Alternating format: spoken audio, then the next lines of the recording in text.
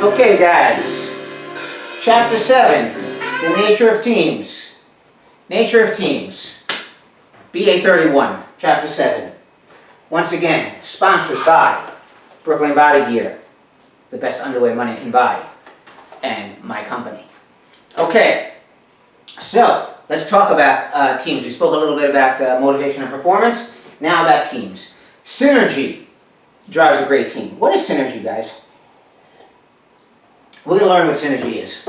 But the best way I like to say what synergy is an example. Synergy is the whole is greater than the sum of its parts. 1 and 1 is, not 2, but 3 when it comes to synergy. 1 and 1 is 3.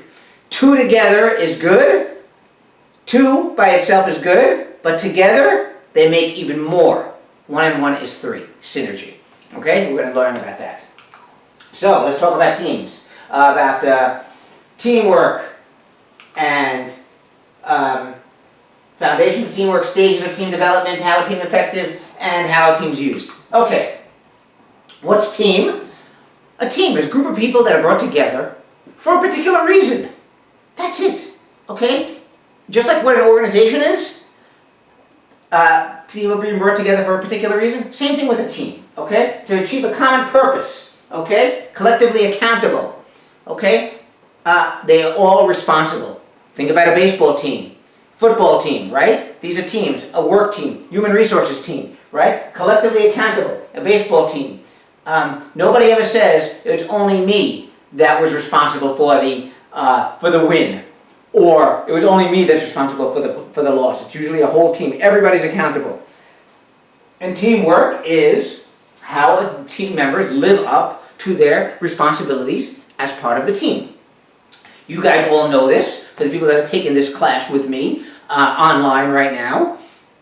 The work that you have to do in the class, everything is teamwork, right? Remember how some of you, or maybe you don't know this, but I'm speaking to you in particular, the people that said, I don't want to work in a team. Well, too bad.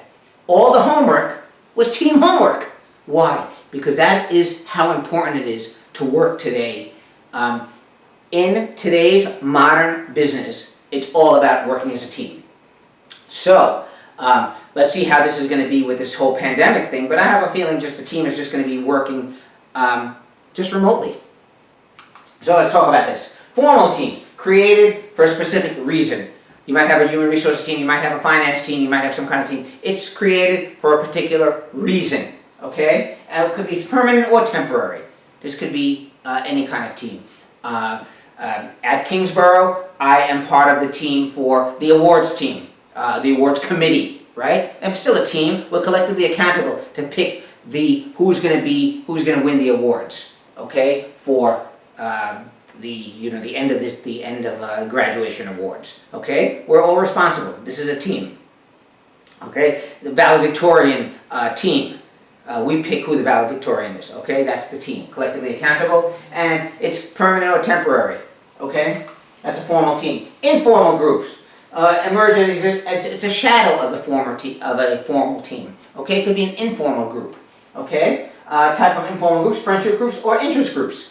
So think about it. You might be working in a company, and there might be a team, and some people from human resources, and some people from finance, they like to go out to dinner together, okay? We love eating dinner together.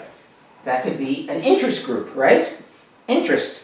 They might like eating together. Do they have to like each other? No, they don't have to like each other. Remember, it's not about liking them. It's there for a particular reason. I'll tell you this, but don't tell this to anyone. I have a beer group. I run a beer group, a beer tasting group, that's on Facebook. You can easily look it up. It's called NYC Craft Beer Club. I'm part of this. I'm an admin for this particular group, me and a few of my friends. We taste beer, we do different beer tastings, we go to different breweries and we try the different types of styles and everything like that. Do I actually have to like these people? I like some of them, but I'll be straight up. I don't like all of them, but I'm there what? Interest. I'm there for the beer. I'm not there for friends. Yet there's also a friendship group. You might have a group that you like to go out to dinner with. And I'll tell you, when I was in Macy's, we had a little group of people, very little in common. I was a professor, one person was in used to be, I don't even know, I think he was in sales the whole time. One guy was an interior decorator, but we liked each other. We used to go for lunch together, we used to go for dinner together, we used to go for drinks together after work. It was a friendship group. So see the difference? Friendship group, you don't have to have things in common. Interest group, you have to have things in common, you don't have to like each other. And these are all informal groups, some outside of work. Okay, now once again, these informal groups are good for the work. Remember, if you have a little group that likes each other, that likes to work with each other, aren't they going to be more motivated to come to work? Aren't they going to like being in work? Because they like the people they work with, which is really a good thing. Okay, let's do this. Cross-functional teams. There's cross-functional teams. We know what cross-functional. Cross-function, okay? Different departments, right? Get together, different departments, and work together to create some kind of relations of some sort. Okay? Cross-functional teams. My idea of a cross-functional team could be a budget and human resources, right? Finance and human resources. We're looking to hire 20 new people. Let's get some people from human resources and people from budget to figure out how much can we pay them. Let's create a team for that to figure out, okay, we want to hire 10, we can only afford to hire 5. Let's see what we can do and create a team for that, right? Cross-functional. And self-managing team. This is the key that you have to remember about a self-managing team. They run themselves. They make their decisions themselves. But what kind of decisions could they make? They can only make the most basic decisions. They can bring people in a team and leave and throw people out. But can they really hire people from outside the company? Not really. Do they do strategy? No, they can't do strategy. Remember, this is just a team. Self-managing teams, okay? They run themselves on a day-to-day basis. The best example I can think of for a self-managing team. Let's say you had a self-managing team of a bunch of McDonald's employees, let's say, okay, that they are managing the human resources for a particular district, right? They self-manage the human resources, day-to-day, all of that stuff.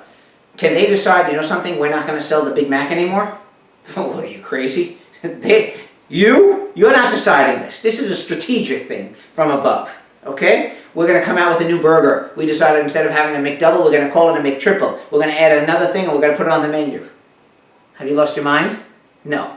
Your thing is this, okay? So self-managing teams can only do so much. They can't do strategy.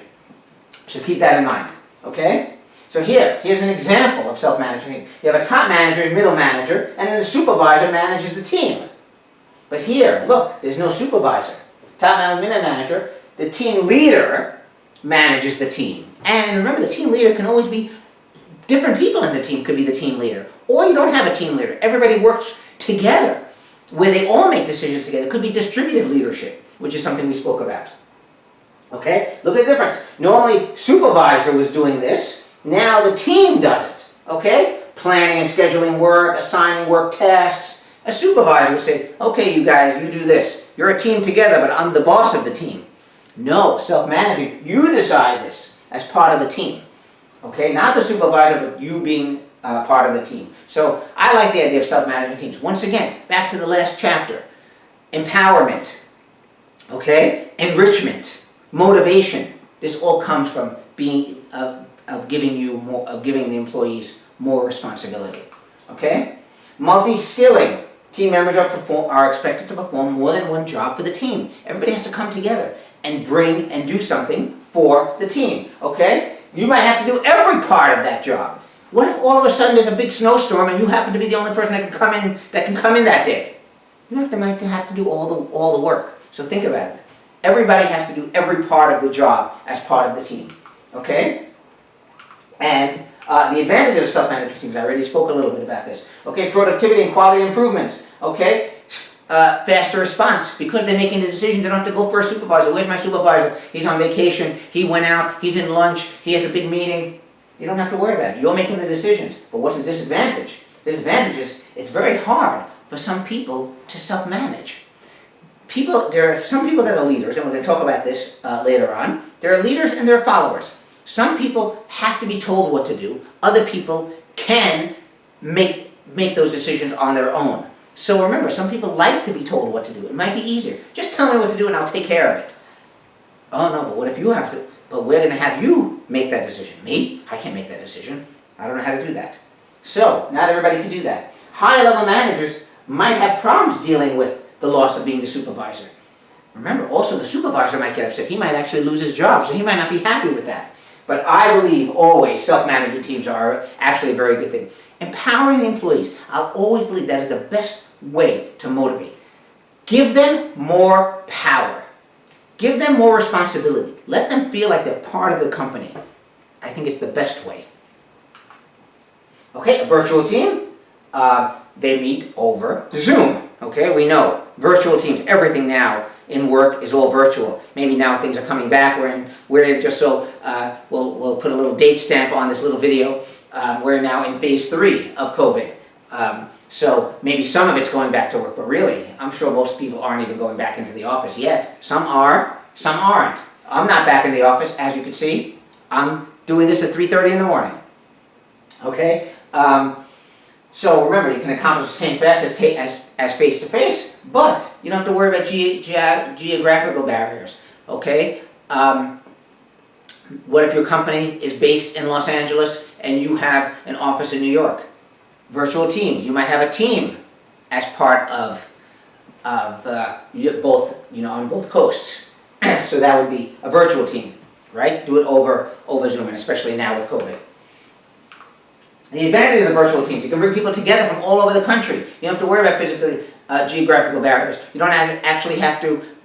Maybe they don't have to live in a high rent state. Think about what's going on in Silicon Valley, right? San Francisco, that area is very expensive. But what if you were able to have a team that lived in Nebraska, right? Let's say you had an office in Nebraska. That's better, right? Obvious cost and time efficiencies, right? Maybe located great distances. And of course, it focuses on the task accomplishments and not personality. So think about it, okay? There's no emotions. I don't like the person. I don't have to like the person or not like the person. If I like the person, I might let things slide. If I don't like the person, I might not let things slide. But when there's no personal emotion that's involved, that's an advantage, because let's just focus on the work at hand, okay? That's the advantage. But the disadvantage is hard to make connections. Look, hard to have a good working relationship with someone that is in Nebraska, okay? Lack of face-to-face limits the role of emotions and nonverbal cues. You don't understand what they're actually saying. When you're in person, you can figure out nonverbal cues. What do they say? 80% is nonverbal. I don't know if that's necessarily true. I heard that. Maybe I read it somewhere. But 80% of communication is nonverbal.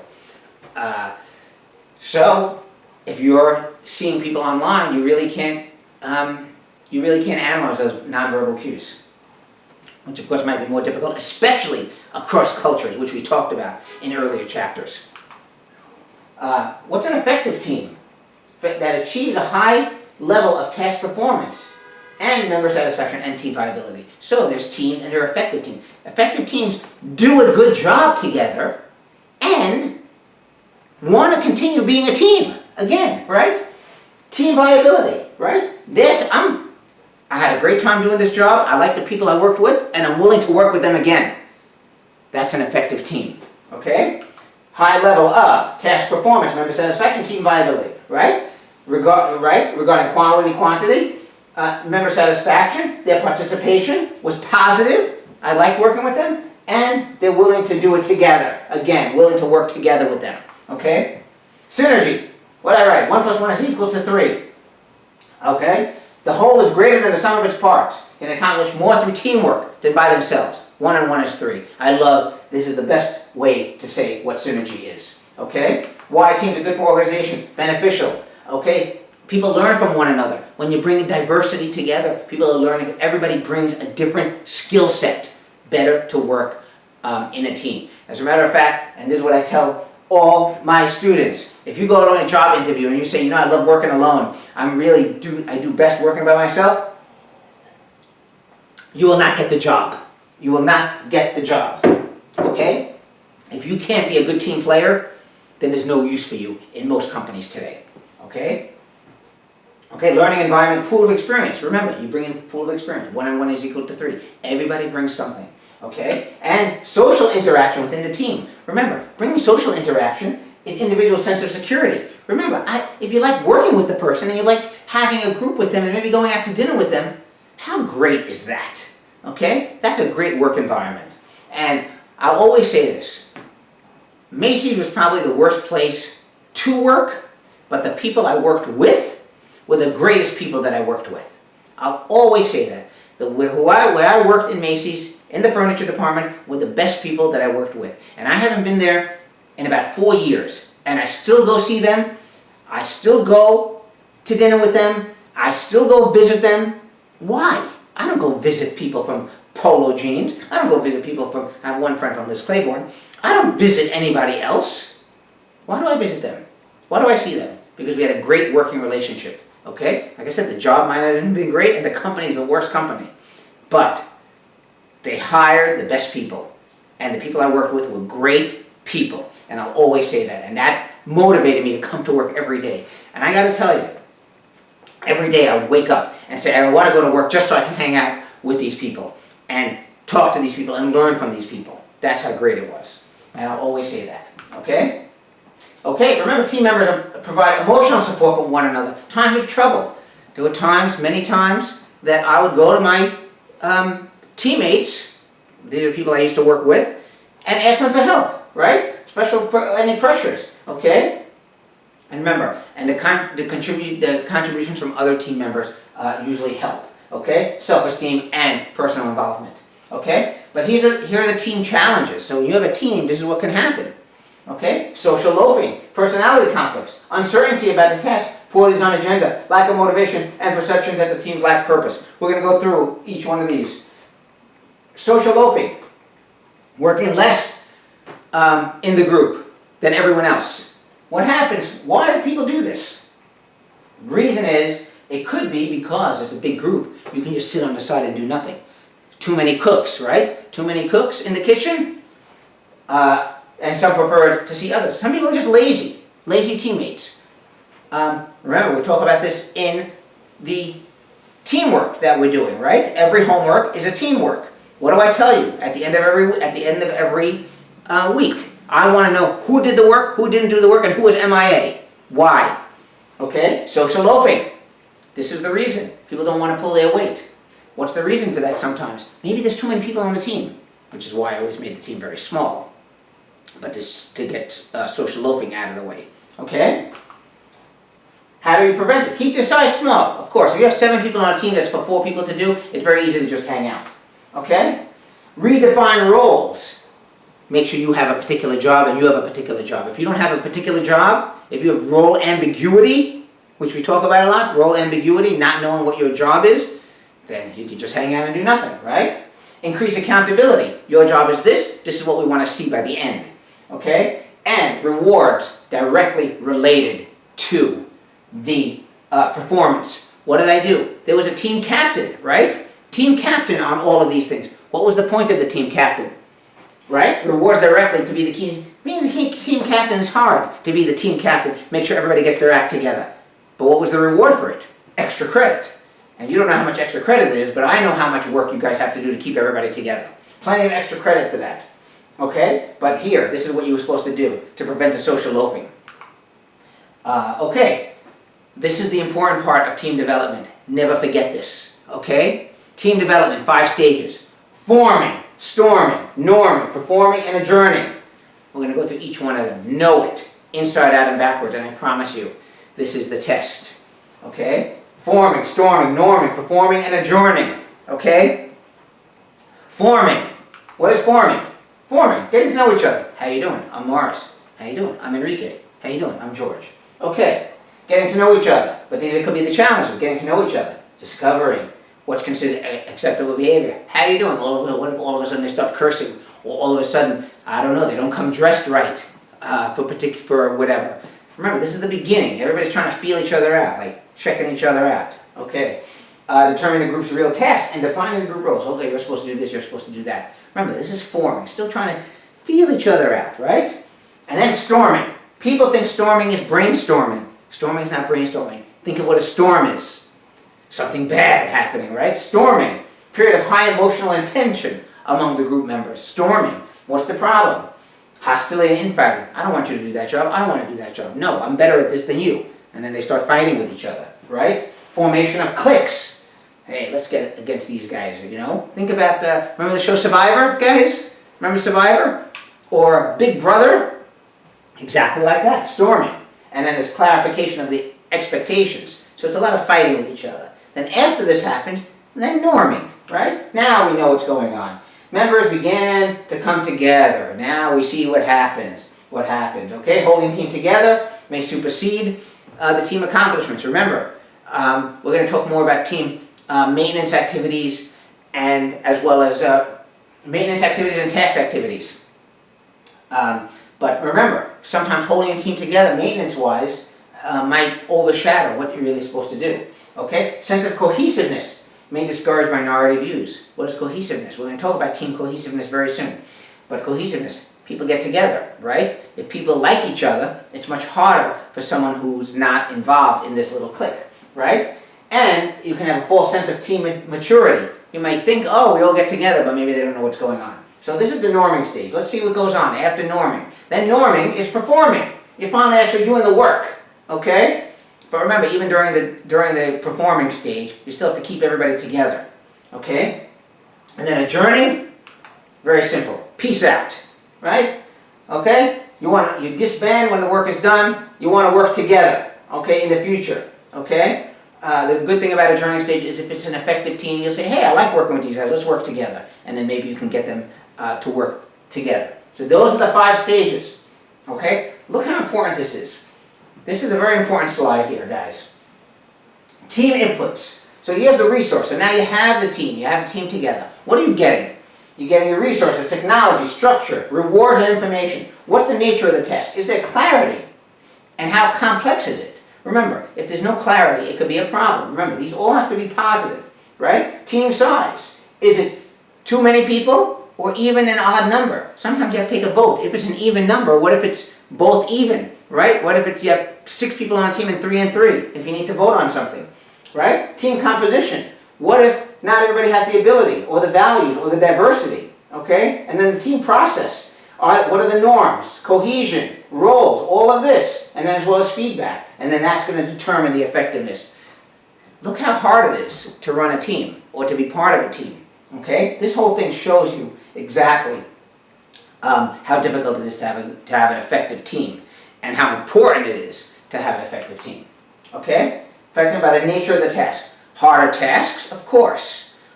It's going to be harder for the team, right? Different tasks place different demands, and of course, well-defined tasks are good if you know exactly what you're going to do, as long as there's no ambiguity, as long as it's clear-cut, okay? And what do I always try to do in all my classes? It's always clear-cut in the syllabus. It's completely clear, so that in case there's any kind of teamwork needs to be done, everybody knows exactly what their job is. There's never any kind of ambiguity, because ambiguity is the worst. Okay? Team effectiveness is harder with a complex task. Let's say it's a really hard task. It's hard to be more effective. Okay? And think about this, but if you have success at a really difficult task, you have high satisfaction. And I will tell you this. Okay, when I was in my MBA class, we had a team project for the final in my strategy class. Okay? Team project for the final. 3 of us got together. We had a team. We all got together. We did a great job, and we got 100. How happy were we? High satisfaction. Because the task was complex. Writing 3 case studies and comparing or something like that we had to do. But we had high satisfaction. I still think about it today. I cannot believe how well we did. But we had a great team. So think about that. I know it was a complex task. Okay? Remember, the nature of the task. Technical demands. If it's routine or difficulty, depends on the effectiveness of the team. Okay? And the social demands. What if you have to work with one another socially? And not everybody is social. Is it going to be more difficult? Okay? Egos, controversies, interpersonal relationships, all of this can affect the team. Okay? Team size can have an impact. Too big, not good. Too small, not good. So what do we call that? I like to call it the Goldilocks team. It has to be just right. It has to be just right. Okay? Remember, as it increases, the performance is going to increase up to a point, and then it's going to be too much. So remember, it has to be just right. Okay? And remember, the team composition. What's it made out of? What's it made of? The right mix of the right skills with the right diversity, right? Skills, personalities, experiences, all come together, okay? Team composition, we talked about the mixture of abilities, everything. Status, this is another problem. Status, what if your teammate happens to be your boss? Is that a problem? Of course. I see this in Kingsborough all the time, okay? There's a team, but yet the team, the leader of the team leader is the boss of everybody else. Is that a real team? Of course it's not a real team. I have a lot of things to teach administration over there, but I'm sure it's done by design, okay? Status, a person's rank. If the boss is part of the team, it might not be good. That's why you need status congruence. Everybody is equivalent on the same level, because that's a real team. Okay, if someone's the boss, then how could they vote their own way when they're voting against the boss? Okay, keep that in mind. So status, you don't want someone with a different status on the team. Okay, diversity, team diversity. The best thing to do is to have a diverse team. Why? Why do you want a diverse team? Simple, because everybody's bringing different tasks and different skills and different cultures and different ideas to the task at hand, okay? Remember, values, personality, differences, demographics. Homogeneous teams, they're very similar, but it's not necessarily a good thing. And to me, that's not a good thing at all. And this has nothing to do with diversity and we want everybody from all different, some kind of social thing. This has nothing to do with social thing. This has to do with one thing definite, okay, which is dissimilar, even though teamwork might have more problems, but everybody's bringing a different skill set. That is the important thing. 1 + 1 = 3. You're not bringing 1 + 1 = 3 if everybody's the same, okay? So here is the diversity consensus dilemma. Of course, bringing diversity, you're going to have a lot of problems. So, but yet if people are the same, you're going to have different, the same skill set. There's the dilemma. What's the right thing to do? Okay, I'll always believe the right thing to do is diversity. Okay, collective intelligence is, of course, everybody getting together and bringing their skills to the table. Okay? Here's the forming, storming, norming, right? Look, forming, starts forming, then all of a sudden it starts storming, it goes down a little bit, right? This is the team performance. Bad performance, then it starts going up, right? The critical zone is right here, norming, when you're actually doing the job. If it's a crappy team, look, performance is going to suffer, it's going to go down, and I don't want to work with these guys ever again, right? But if they do a great job, it's going to be an effective team, and they'll want to work again. So this is a great little chart, okay? Team development. And this is everything about team. We're going to continue team in the next chapter. Guys, I love you all.